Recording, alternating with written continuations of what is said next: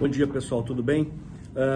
Eu queria falar com vocês hoje aqui sobre um assunto que é importante dentro do contexto de planejamento sucessório, que é a questão relacionada à sucessão de bens que estão localizados fora do Brasil, né? fora aqui do território nacional.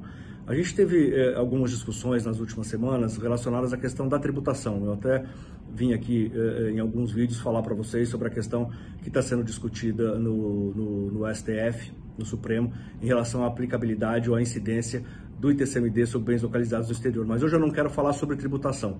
Eu quero falar um pouco mais, num conceito um pouco mais geral, em relação as coisas que a gente precisa prestar atenção em relação à sucessão de bens localizados fora do Brasil.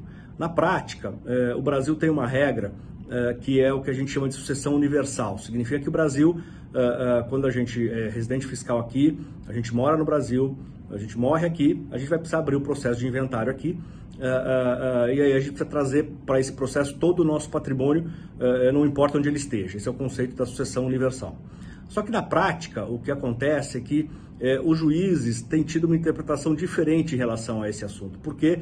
Porque existe um artigo do nosso Código de Processo Civil, que é um outro normativo que a gente tem aqui, e que basicamente regula a aplicação do nosso Código Civil. Então, na prática, o que acontece é que quando um juiz abre um processo de inventário aqui no Brasil e ele encontra um patrimônio fora do Brasil, por exemplo, ações de uma empresa ou participação numa empresa offshore, imóveis fora do Brasil, a tendência que a gente tem percebido é que ele afasta do processo de partilha aqui. Ele diz o seguinte: olha, eu não vou partilhar aqui no Brasil, resolva lá fora essa questão, resolva essa questão na jurisdição onde esse patrimônio está localizado.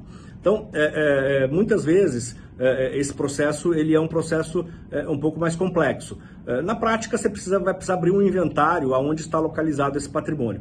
Mas muitas vezes as pessoas não têm essa capacidade ou não entendem direito como funciona todo esse processo e pode ser um processo um pouco mais demorado. Além do fato de que, normalmente, o inventário nessas jurisdições ela só pode ser aberto depois da finalização do processo de inventário aqui no Brasil. Então pode ser todo um processo bastante demorado.